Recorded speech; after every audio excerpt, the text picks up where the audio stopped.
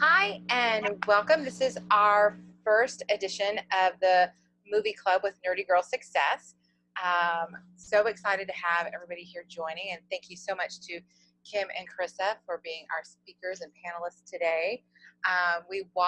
She did that documentary yesterday, and then today we are discussing with a couple of Houston entrepreneurs as well. I myself am Christina Mead. I am the executive director and founder of a nonprofit called Nerdy Girl Success. What we do is we do programs with high school girls, focuses on career leadership, as well as the soft skills that help out with success in school, careers, as well as in life. So that's Nerdy Girl Success in a really quick wrap up. I'm going to turn it over to Chindima, who is going to introduce our panelists, and moderate our discussion. Yes. Hi, everyone. My name is Chidima Macy, and I am program coordinator on the board for Nerdy Girl Success. So I try to come up with, programs such as this for our girls. And I'm just gonna highlight why I feel, this is important before I go ahead and introduce our speakers. I do think there is, a lack of awareness, especially within our community, because a lot of the girls don't see representation when it comes to certain businesses just around. And I think Lovey said in the movie, she was like, if you don't know it, then you can't really see it happening for you. She said something along those lines. So I feel like this is a way for the girls, to learn and become aware of the opportunities that exist for them, with business. So I'm just going to go ahead and introduce our speakers. We have Karissa Littlejohn. She's a Texas native, mother of two, international luxury retreat host and consultant, a speaker, and a businesswoman. As the founder and CEO of She Flies Solo and the Nurse Travel Network, she curates luxury destination retreats for nurses. In addition to hosting her own events, Karissa coaches and consults with current and aspiring retreat leaders. She speaks at events around the country on the topic of entrepreneurship, balance, and career. So thank you for joining us, Karissa. And we have Kim Roxie. She is the founder and CEO of LAMIK Beauty. You can see some LAMIK in the back over there.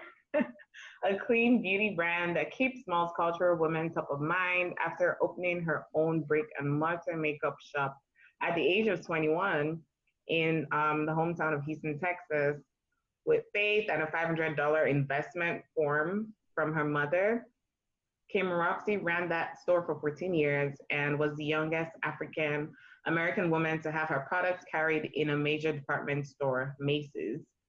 In 2018, she pivoted her business and launched LAMIK 2.0, an e-commerce business tech-enabled company in 2019. In 2020, Roxie secured a partnership with an augmented reality company to launch virtual makeup try-on LAMIKbeauty.com. She's become a community leader with the City of Houston, naming June 23rd Kim Roxie Day. Roxie holds an executive certification from Talk School of Business at Dartmouth, a bachelor's degree from Atlanta University, and an esthetician's license from Houston Community College. She's also a scholar of the Goldman Sachs 10,000 Small Business Program. She served on the board of Career and Recovery Resources and currently serves on the City of Houston's Mayor's Millennial Advisory Board. She was honored as one of Houston's Business Journal's 40 Under 40 and made the American Business Journal's Most Influential Young Executives in 2019. Face to Face Africa named her one of the 30 Black stars among corporate executives and entrepreneurs. LAMIK has been featured in Essence, Allure, Cosmopolitan, and MatherStewart.com. Wow. Thank you, Kim, for being with us today. We appreciate you. So without further ado, I'm just going to jump into the questions. And then after that, we would have some time for Q&A from the audience, and then we could go ahead and wrap it up. So I already did an intro for you. So if you could just, take a few minutes to tell us what inspired either of you to start your business. Go ahead, Karissa. Okay, well, I'll start. Actually, I didn't realize that I was starting a business when I got started. So I started off blogging about solo travel. So for my 30th birthday, I was set up on this trip to go to Vegas with this guy that I was dating. Ended up having to go on this trip by myself and had the best time of my life. I started blogging about solo travel, hosting events around solo travel, doing events around traveling on a budget and traveling by yourself. I was meeting a lot of ladies that liked the idea of traveling by themselves, but didn't really want to.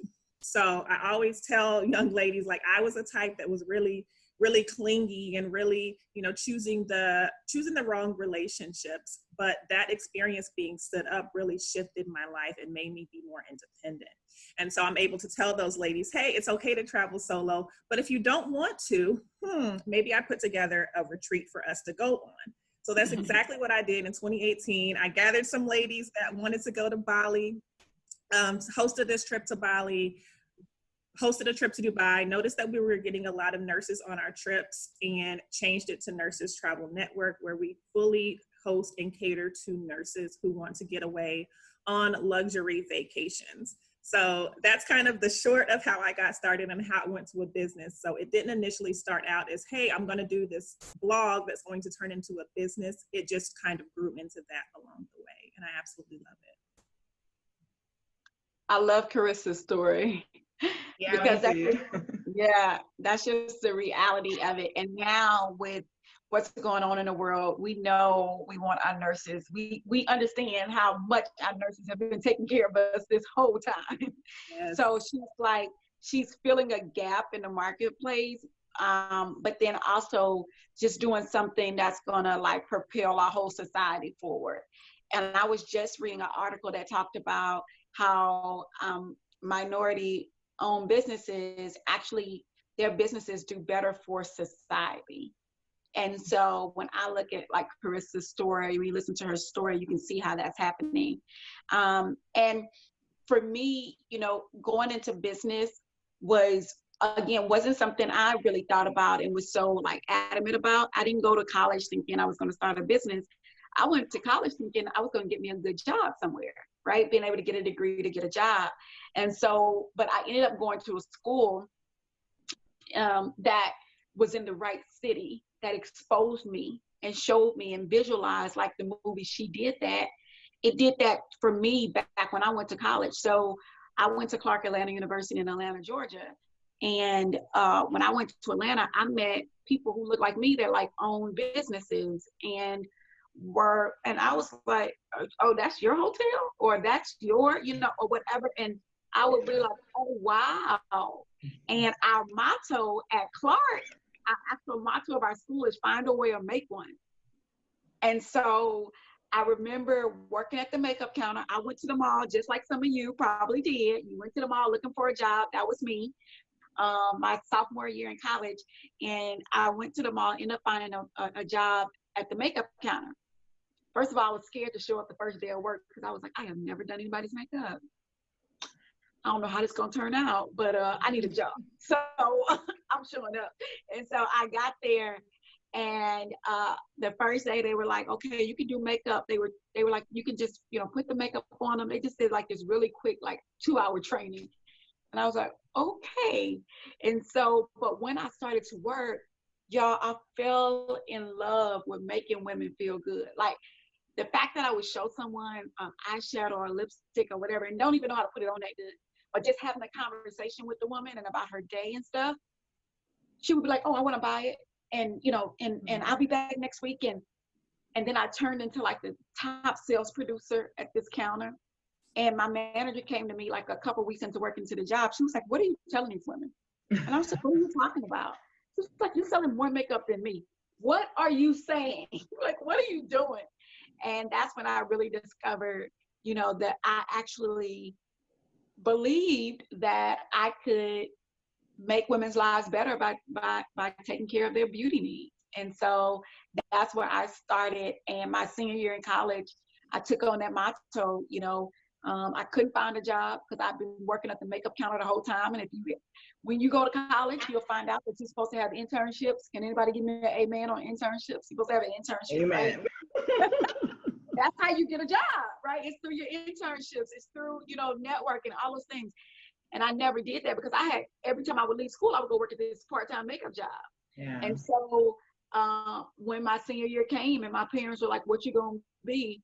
My manager at my store, she said, you should start your own makeup line. And I was like, why would I do that? I was like, I don't even know where to even start. And I started to look at the ingredients inside of makeup. And I was like, oh, I've been selling people talc, like stuff with parabens in it that can cause cancer. Like, I'm like, oh my gosh, what have I been selling people? The same ingredients in paint. Like, I started to look stuff up because I'm trying to figure out how do you start a makeup line. And I started to look up the ingredients, and I was so upset that I had been selling so many people these type of products. So I was either like, I'm going to change it or I'm getting out of this. I'm not going to do this. And so that's when I went on my quest of changing it. And so that's what started me in business. So most of the time to go to a business, it's like a problem a lot of times that piss you off. And you're like, I got to change that problem. And that's what got me into this business. Mm-hmm. Wow, thank you guys for sharing. I love that. It feels like, a general theme is also like your purpose like found you, and then within that you found like a problem that you were passionate about and wanted to solve. So I love that about you both, your stories both. And so my next question would be, after watching the film, what are some aspects of just the women's story that you feel like you relate the most to? And you could start first, Kim, if you want, and then Karissa. Yeah, I could see myself pretty much in every one of those women. When I look at Melissa's story in the beauty industry, most definitely, I can understand that. Lisa's story. And I guess I see myself a lot in Lisa because, like, Lisa was actually, when I was going to go pitch to Macy, Lisa was actually at my buyer's meeting, Lisa Price from Carol's Daughter. Wow. And so if it wasn't for Lisa, I probably wouldn't have got in Macy's. Wow. And me and Lisa did not know each other personally at the time. This was just, we were there, I was pitching, and she was like, your brand looks familiar. She was like, did you do something with some of my stores? At the time she had Carol's Daughter stores. She's like, did you do something with my stores? And I was like, yeah. I was like, I contacted your corporate office and I told them that I asked them to do a partnership with them where I would go in and do complimentary makeovers for a day on Saturdays, your most busiest day in your store. And I would do complimentary makeovers for your clients just to add some value to your shopping experience for your clients. So I personally traveled around to all of her stores. They didn't pay me anything. I told them everything would be free, everything. And they were just so overwhelmed, like, you're going to just do that for us? And I was like, yeah. And because I loved Lisa Price's story. And I just wanted to invest in what she was doing. And so I did that. And she was like, yeah, the managers told me that every time you did it, like, the customers loved it. They loved the makeup and the experience. It elevated our experience inside our store. Well, she remembered that. And so when we were at that buyer's meeting, that's what she said. She told that story. And the buyers started looking, right? And then because the buyers were telling me that they didn't need our product in the meeting, they were like, oh, this is great, but we probably don't need that because your makeup, can fit like women of color, and we already have a makeup line for women of color in our store. Mm-hmm. So they basically were telling me we already have one, even though I think people should have more choices than just one, but that's what they told me. And so she stopped them, and she was like, oh no, she was like, she named the cosmetic line they were talking about, and she was like, oh no, this is much different from that. She was like, I remember when she came inside my stores, and she really went into advocacy mode. Like, she explained the whole brand. I didn't have to say anything else. She did that. And that's, so for me, like, and people don't even know like that background story. So y'all are, I'm telling you that, but like, that's something that people don't know that people do for each other in the background that happens to advocate for each other. So yeah, that's where that her story really resonates with me because I know how she even stood up for my company. Mm-hmm. Yeah, I love that.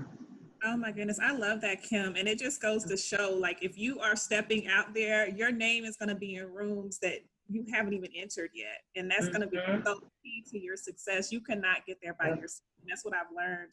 I've had so many people that vouched for me that I was like, oh my gosh, who is this? L'Oreal calling? What's going on? But yes, so to answer that question, the thing that stands out to me is Melissa Butler, who was the founder of the Lip Bar. And my first introduction to her was on Shark Tank when she was being turned down by the sharks. It wasn't until later on when I was like, Lip Bar, why does that sound familiar? When I saw it in the store, I was like, why does that sound so familiar? You know, didn't really think anything of it. Then when I saw her, she was in a news article that was circulating. I was like, dang, it just goes to show me that people aren't going to believe in you. Everybody's not going to believe in you. To backtrack a little bit, I started out in accounting. So my bachelor's is in accounting. I worked corporate accounting for 7 years. I moved in, left corporate accounting, went to go get my master's in social work. So I'm also a licensed social worker. Left my corporate oil and gas job to go work at a nonprofit agency making $30,000 a year. And everybody said I was crazy. They're like, why would you do that? Like, why? But it worked for me. I loved it. I enjoyed it. I think that's kind of how Christina and I connected with our organizations. But that job was work from home except for one day, and it allowed me the freedom to travel more and grow my business. And so a lot of times when people are telling you, oh, you shouldn't do this, you shouldn't do that, they can't see your vision. And so I was so inspired by her continuing on, despite the fact that you have these rich, powerful individuals telling you that it's a bad idea. Like, we have to know when we have that gut feeling that it's right and we can follow it. If I would have stayed in that corporate job, I would have been miserable. I probably would have been laid off because, you know, layoffs happen all the time in the oil and gas industry. And I would have been sitting there looking crazy, listening to other people who have no idea what I'm destined to do with my life. So her story to me is so powerful and such a reminder that we really have to go with our gut and what we feel is right for our own lives. Mm-hmm. Yeah, I really want to, I'm sorry, I want to jump in real quick because I want to make sure that anyone who is watching, especially like with the replay, that they really picked up on two things from each of those responses.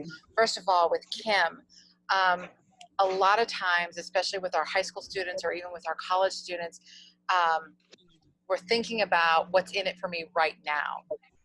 And not really thinking about investing in, no, I'm probably not going to see, Kim didn't see an immediate return from going and doing those makeovers every Saturday, traveling all over the place, using her own money to do that and not getting paid for it. But look at the reward that she finally got. So it's investing in those little things right now that are going to pay off later, and you may not even know how they're going to pay off.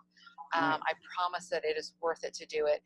And then again, just reiterating what Karissa was saying, you are going to have a lot of people in your life who, and a lot of times there are going to be people who are close to you, who are going to tell you that what you're wanting to do is crazy, you shouldn't be doing it, that that's the wrong thing to do, but you need to surround yourself then with people who believe in what it is that you're trying to accomplish, who can support you through that and believe in yourself, because it's going to happen. You just need some people around you who will help hold you up during those times. So don't be surprised when it happens. So I just really wanted to make sure that those 2 points really came out in the stories, because those are amazing things. Yeah, no, I love how you summarized it, because honestly, with Kim's story, and I love what you said about essentially instant gratification, Christina, because I think our generation has that problem a little bit. They want things to happen for them right now. And it takes time, it takes, work. And I think that, like, as you were saying, just continue to do what you're supposed to do. You never know who's watching. In corporate America, it's kind of called sponsorship. You're not always in the room where decision making is happening. So there's people that are vouching for you, that have been watching you, and they will speak up for you, when it matters. And then that's how opportunities come along. And I also love what, Karissa said, because the reality is not everyone is going to support you or believe in you. And like you said, Christina, it could be the people closest to you And you just have to, you know, believe in yourself. It sounds, you know, so easy, but you really do have to believe in yourself and want that thing that you're chasing, just, you know, as much as achieving it, you know, for yourself. So, Yep.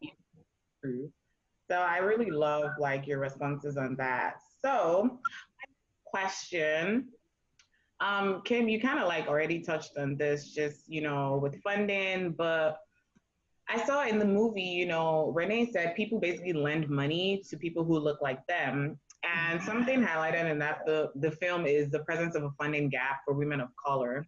So, would you say this is something that has gotten better over the years? And just what advice would you give an aspiring entrepreneur seeking to get funding? I would say circle back with what Karissa brought up on the example, even on Melissa, is who are you waiting to come save you? You know, who are you waiting on? And when we know, we look at the statistics, 0.006% of Black women get funding, less than 2% of all women get funding, right? Like we look at these numbers and when we talk about funding, we're talking about venture capital funding, right? And when we look at these numbers, and a lot of times venture capital companies are the ones who make companies big. That's the reason why you're able to grow and have a lot of marketing dollars. Because believe me, a lot of us buy stuff not because we like it, it's because we get marketed to about it. So, you know, like, but this is where all this money comes from a lot of times. And so a lot of times we'll look at those statistics and we'll be discouraged. I think it's like less than 100 women, Black women who've ever raised, you know, over $1 million in venture capital funding, right? And so you can look at those numbers and you can say, man, you know, that's probably not going to happen for me. But as Karissa talked about earlier, you know, there's other ways. And if my happiness is only caught up in how much money I make, then I'm losing already, because that cannot be my pivot of joy, right? And so that joy has to come from somewhere deeper, and your will to achieve has to come from somewhere deeper too, because things are going to get rough. You're talking to somebody who, you know, I was kicked out of high school at 16, you know, so when I didn't even know anything about funding, I didn't come from a family of investment bankers. I didn't know about any of this world of things that were happening. I didn't learn about these things until I was an adult. And so for me, being in the funding world over the past, you know, 2 years or so, really being in a lot of those environments, now I understand what they talk about when they say, you know, when I go meet with an investor and they say things like, I just don't understand the market you're trying to reach. And so then they don't invest, right? But I can't get caught up there. So for me, last year, I decided that I was going to do a rewards-based crowdfunding campaign on iFund Women. And we needed to raise $30,000 to do the new technology that we wanted to do to make us an e-commerce site and to be robust and do the things we need to do. So I went to my community of customers that I had in the past, and I pitched them. I told them the story, and we overexceeded our goal. And that's the reason why I have these boxes behind me. They say Founders Club on them, because the women who got these Founders Club each paid $1,000 to be in the Founders Club, right? Just to be on the ground floor. They wanted to get credit for, you know, building this e-commerce site for LAMIK. You know, there's power in what we can do.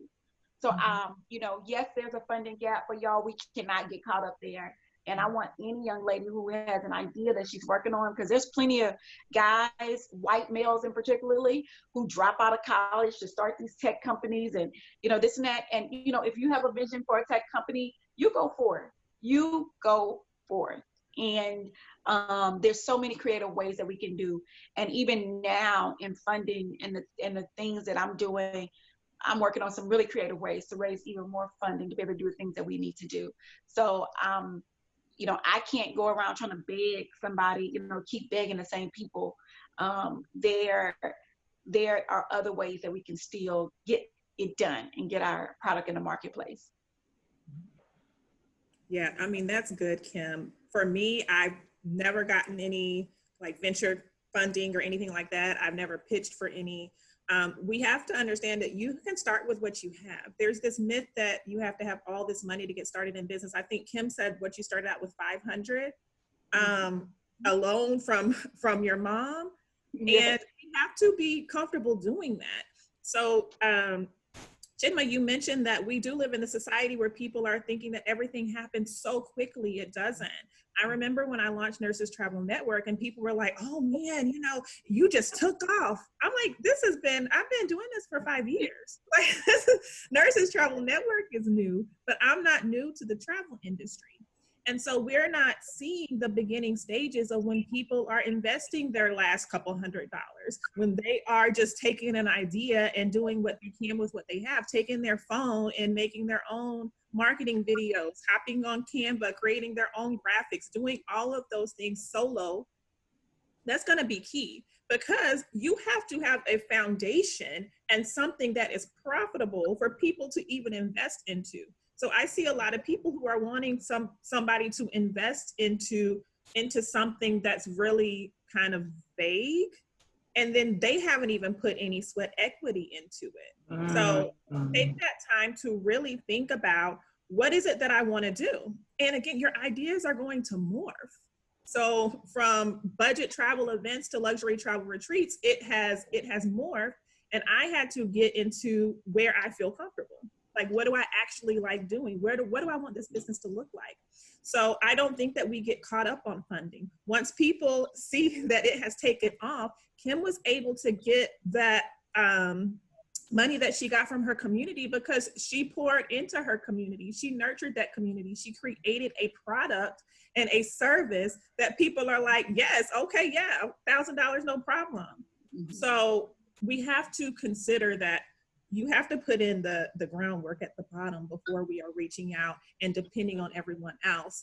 And, you know, maybe it's meant for you to be that success that was not funded at the bottom by anybody, so nobody can really take credit for what God has actually done in your life. That's how I see funding. And the funding is going to come when you least expect it. So the travel industry, of course, came to a standstill with COVID.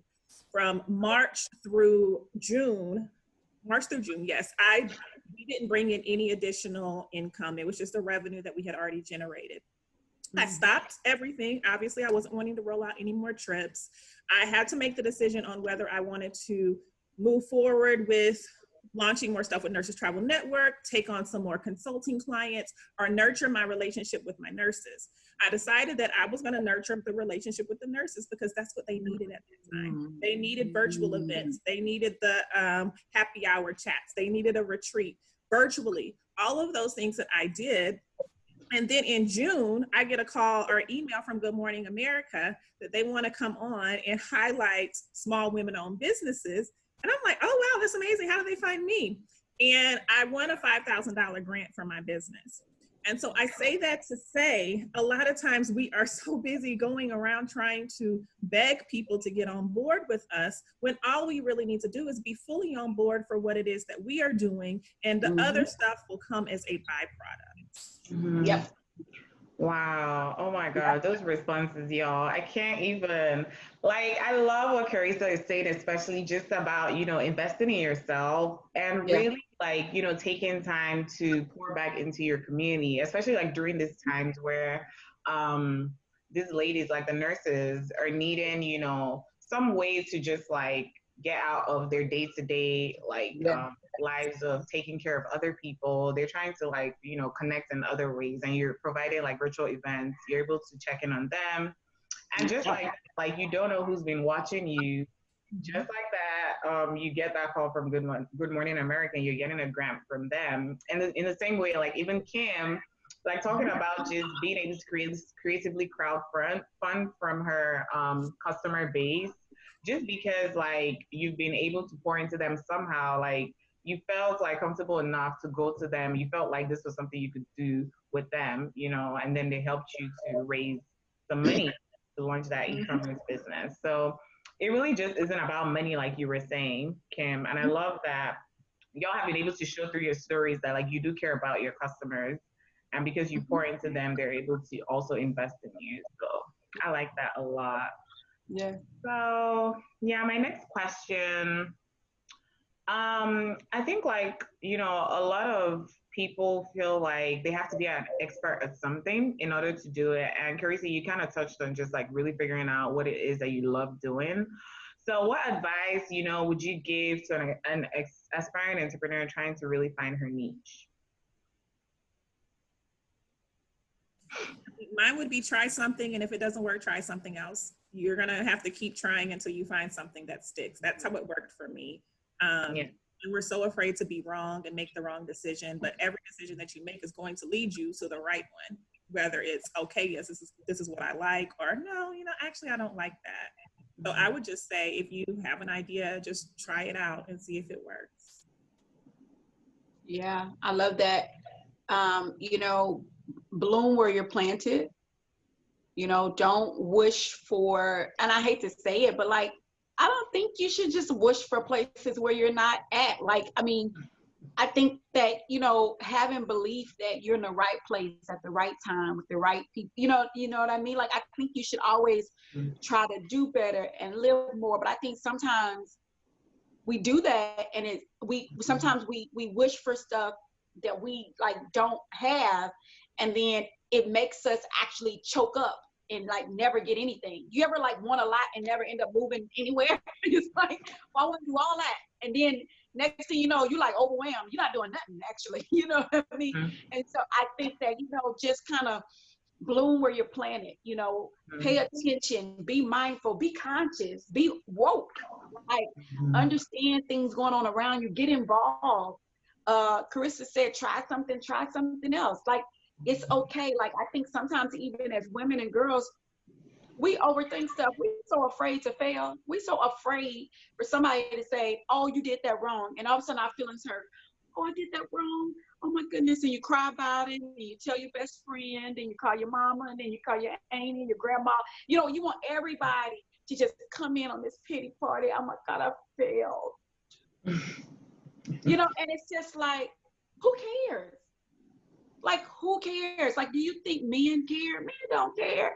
Men be just as wrong and wrong. And they ain't lost no confidence about it. And they gonna move on, and they gonna keep it moving. And I'm just saying, I love the innate things about women. Don't get me wrong. We shouldn't change.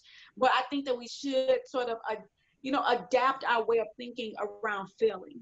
And I think it's okay to fail.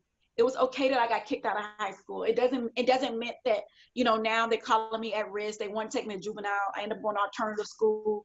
But I didn't have to come out to end up being whatever in their minds. They told me I wasn't going to be able to go to college. But it doesn't mean I had to adapt that same idea for myself, So, I think that having a little bit of a mindset around, it's okay to fail. I can try, like Karissa said, and I have the opportunity to try something else. And none of your time is ever wasted, because I believe the scripture that says all things work together for good for those who love the Lord and called according to his purpose. And we talked about purpose earlier when you brought that up, Chinena. So I think that that's the part that keeps us going. But yeah, I think for women, we need to sort of get our swag. Like, we need to be like, so what? Like, I tried that didn't work out. Girl, I'm on to something else. Like, it just kind of like keep it moving. Yeah. No, I'm on definitely. a mission to like eliminate the word failure from the English language and to have it replaced with learning opportunity. Because you know what I mean? It's just, there is no such thing as failure unless you don't take something away from it. So it's just kind of, you're learning something. So that just, that's the word I hate the most, is failure. It's like, no, there's no such thing. It's a learning opportunity. So I love how you talked about that. Yeah, I agree. I'm learning like how I think about failure, honestly. As long as like you try it out, it's okay if you fail, you try something else, you learn and you keep it pushing.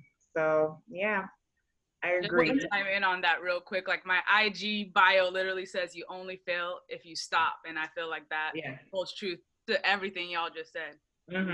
So much, because y'all are really, you're pumping me up over here. Yeah. I think, and Christina, to your point, like, let's start celebrating failures. I remember one time I did a workshop. They did a leadership workshop where they had you say something that you thought was a failure, but really it's a learn, like you said, Christina, it was a learning opportunity. But they had you say that learning opportunity, i.e. failure, and you would say it, and like it had to be a deep one, like one that you really, you know, and then everybody's supposed to start clapping and yelling. So you would say it, and then everybody would like, oh my goodness, yes! And that's how it went. And it got you to sort of disattach yourself from the shame and all that stuff that comes with it. Mm-hmm. I love that.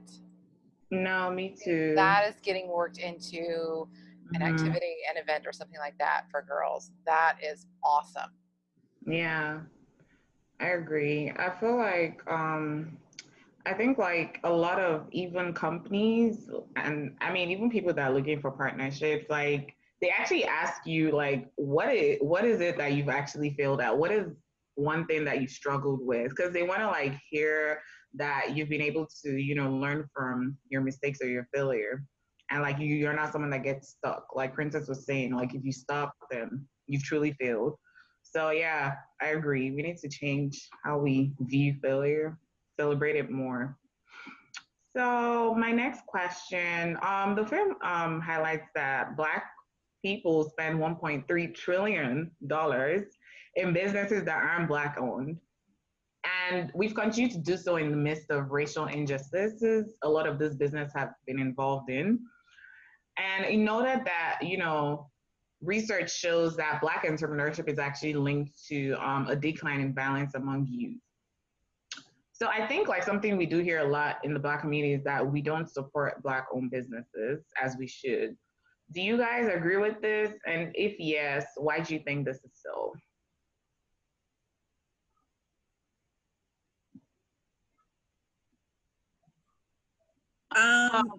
Go ahead, Chris. You want to? Okay.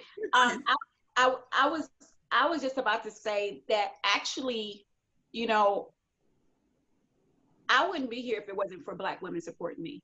So let me be a case study for what's been going on. Like, and this is before this movement happened. I started my business in 2004 with a brick and mortar store, which is a retail store, and ran that for 14 years. I would have never done that if it was not for Black women. So I must help to shift that narrative a little bit and say that Black women do support each other.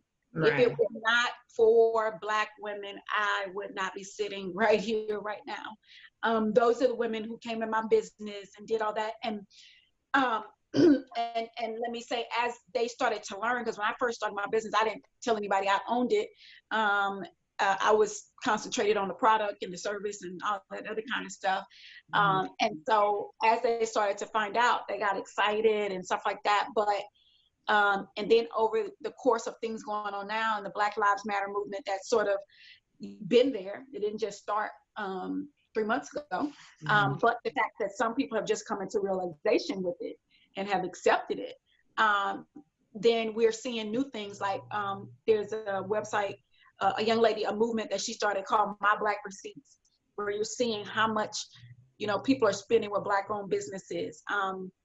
I hosted an event called Black Girl Energy Pop-Up, where we had Black owned businesses, and anyone of any demographic or background came and shopped with these women and were able to spend money with these women. I recently was a part of Jay-Z, Rock Nation. He took out ads in newspapers across the country to advertise Black owned businesses, and my business was in there with the Forward Times newspaper. And then CNBC ended up contacting me, and I just was on CNBC yesterday, you know, being one of those entrepreneurs telling my story on how Jay-Z's ad that he took out the day July 7th spiked my business by 30% online. So I think that there's a lot of good things that are coming out. Can we do more? Absolutely. I always say women that shop LAMIK are unique women. They're the trailblazers. So I must say the women who do our bit, you know, who shop from us are very conscious women. Karissa, you know, is a part of our community. We've been supporting each other and doing stuff for a long time. I mean, women like herself, but, you know, like these are my type of customers. I mean, even I want to brag on what I have on. This pretty little dress I got on is from a Black owned business. The woman who did these boxes is a Black owned business. these flowers that I have, these are real flowers that I have right here at my desk. These are from a Black-owned business called Keisha's Creations. You know, I can go on and on. My T-shirts are made by a Black woman. I can take you in for a minute. Like I'll show you so many Black-owned businesses that are amazing. And so I think it's back to what we started with earlier. It starts with you. What you doing?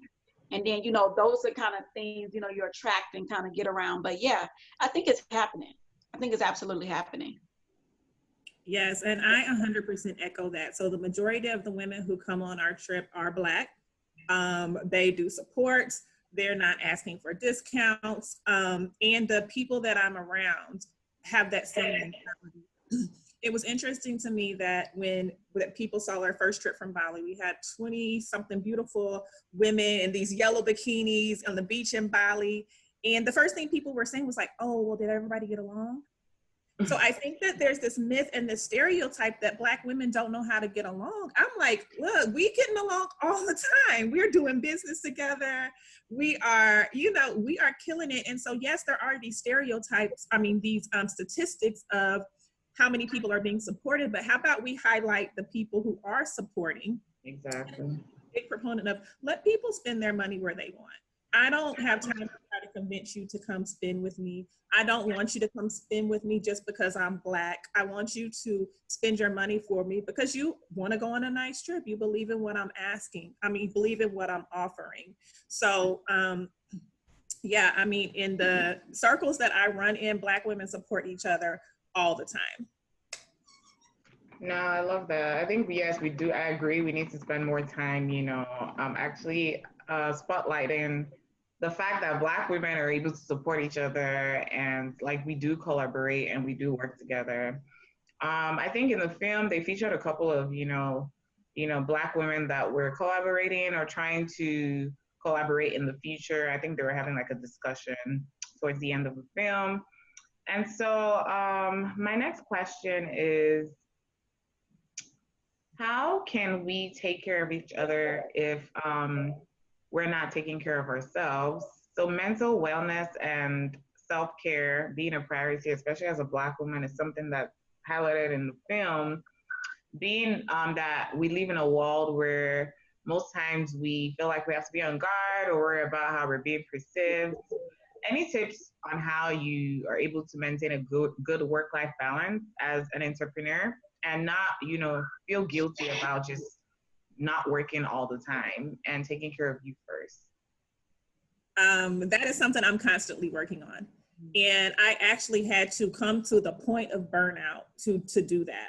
And I know that that's the case with many other Black women entrepreneurs, women entrepreneurs in general. We tend to give to ourselves, give to our family. I have 2 kids, as mentioned, and we don't necessarily take that time off. So in this season with COVID, I feel like it was one of the best things that could have happened to me because I actually did have to pause. I was to the doctor, my blood pressure was high, my cholesterol was high, and just all of these things that made me realize and emphasizes the fact that you can look amazing on the outside. You can be winning in your business, you cute, your hair's done, all that stuff. But how are you on the inside? Physically, how are you mentally? Mentally, I was drained. I went through a point where I'm like, I can't even take any calls. I do not even have the energy to say hello.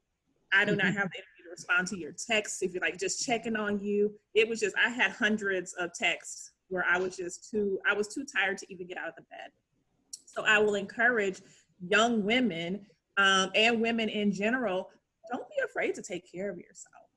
Like, don't run yourself into the ground, whether it's school, whether it's friendships, whether it's relationships, whether it's a job, a business that you're starting. Make sure that you are prioritizing yourself, because if you're not, everything else is going to fall apart. You can build the most powerful empire, but if you're not around to enjoy the benefits of it, what is the point? So again, it's something that I'm learning. I don't necessarily think that balance looks the same in every single season. There are going to be some times, like say you're graduating high school, you might be a little bit busier than you were in middle school. So just understanding that there are seasons, but in every season, you need to make sure that you are prioritizing yourself. Thank you. I'm just going to ditto what she said. because that was all like good sentiments. I'm still figuring it out, still learning, still understanding. And I mean, Karissa said it. I mean, everything she said, I think we actually should take those words to heart and think about them. Yeah, I agree. Totally agree. If you're not, I think something that stuck out to me is if you're not going to be around to enjoy or reap the fruits of your labor, then what is the point? So you do have to take care of yourself for sure. So my last question, and then I'll open it up to the audience for questions. I know we started a little late. Lisa Price of Carl's daughter, she's someone who built her business from the ground up. I mean, as early as the 90s to now being acquired by L'Oreal in 2014, post filing for bankruptcy. She alludes to the fact that people did not understand the business decisions she made, so accused her of being a sellout. For Lisa, this was actually the peak of her career and a sustainable path forward to be acquired by one of the largest beauty companies in the world. Mm-hmm. I also agree with Renee's point that entrepreneurship should not be till death do you part.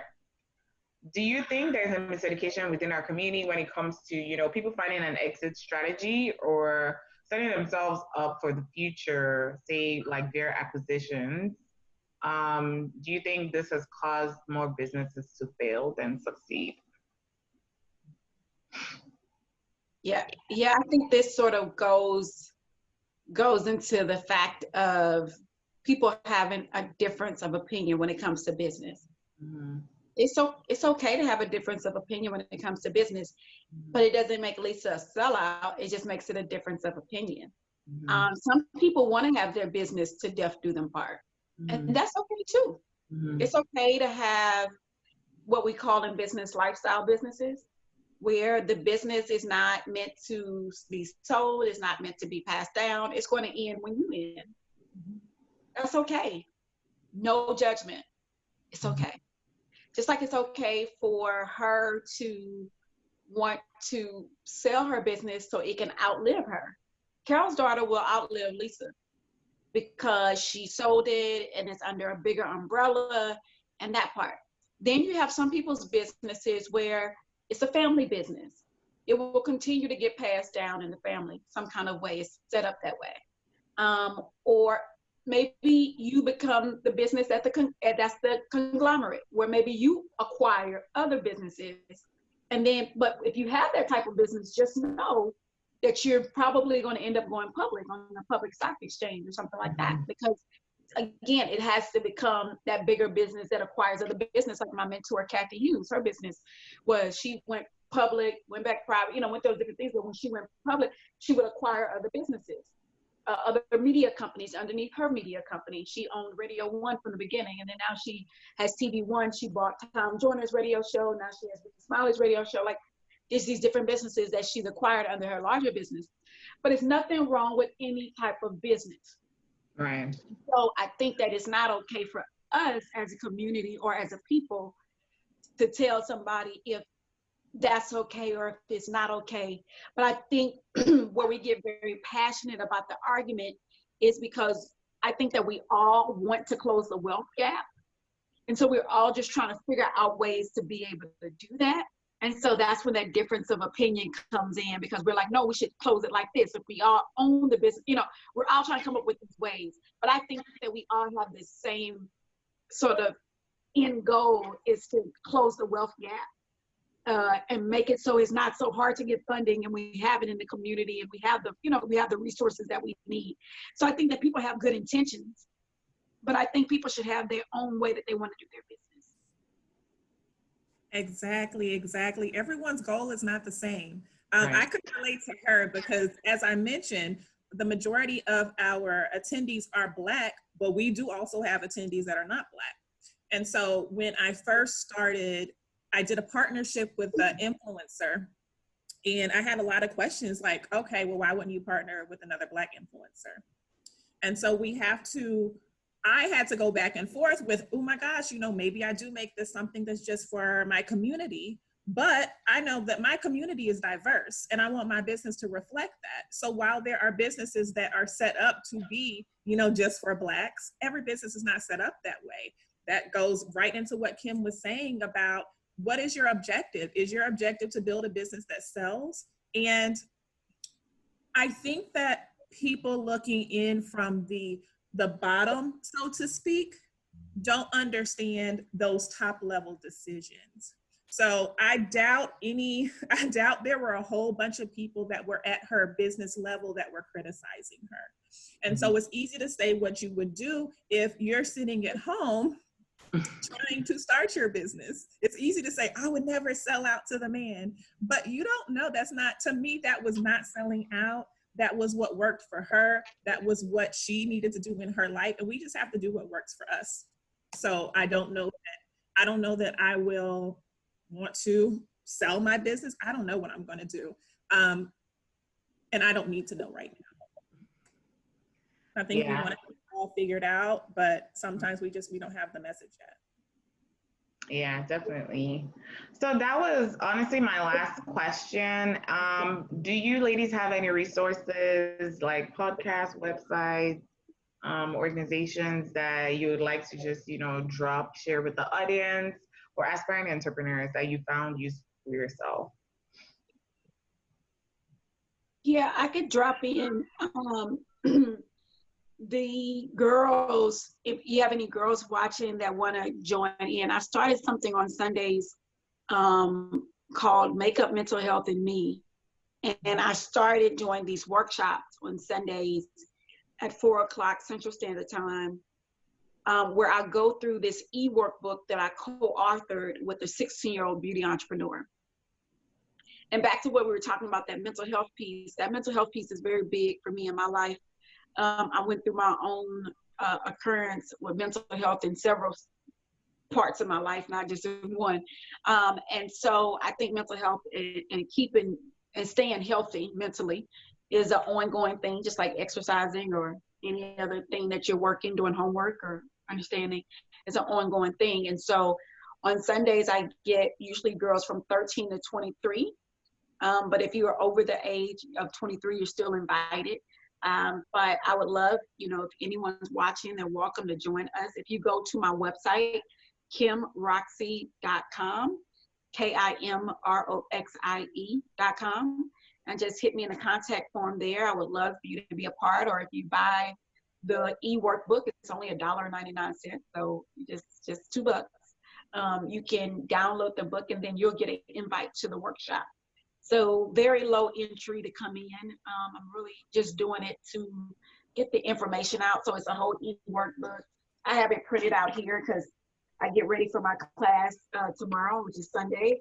And it's more like a workshop, but it's not a class where I'm so much teaching.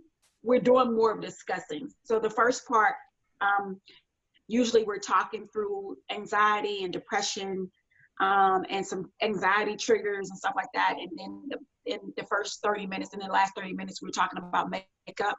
Makeup can be very therapeutic. And I have a quote that says, "Beauty is revealed and not applied."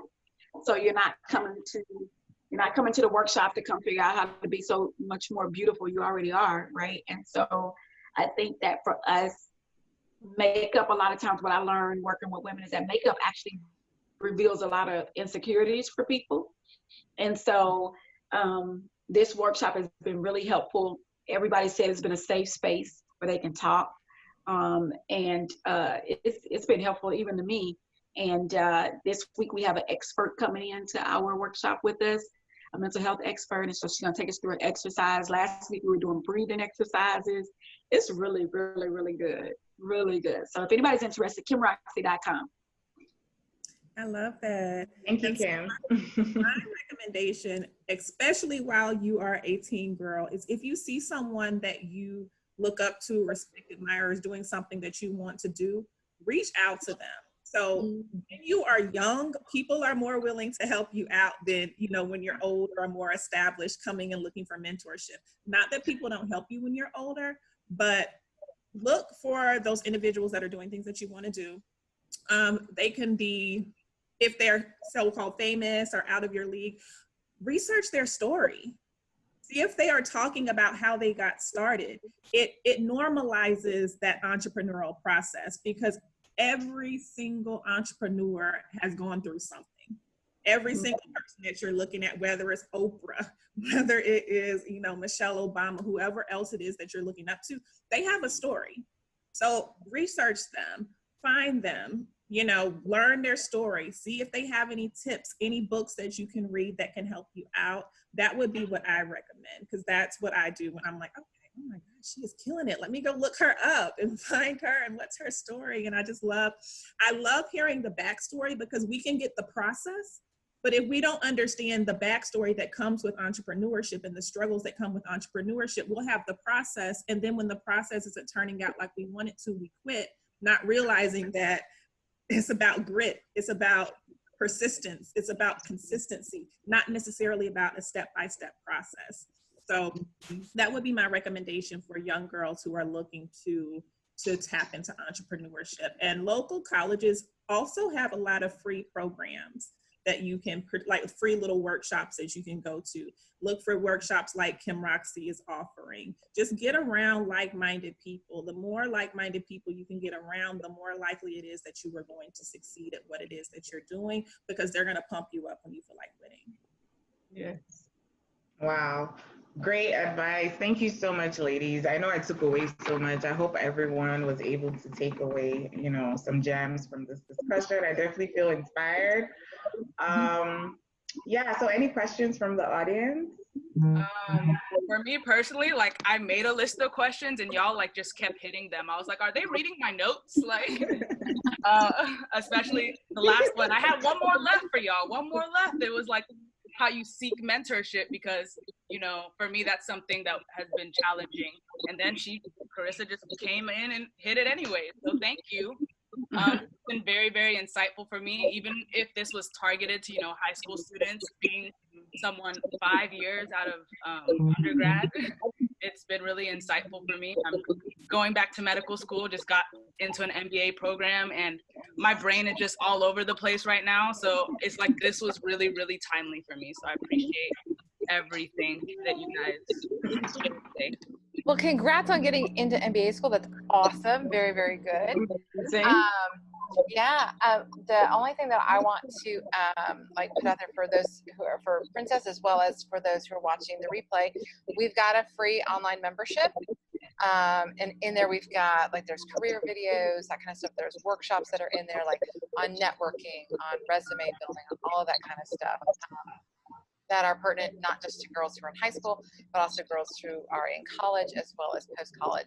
So it really is, there's a lot of things that are in there, and a place where all of the women who have got like their career interviews in there.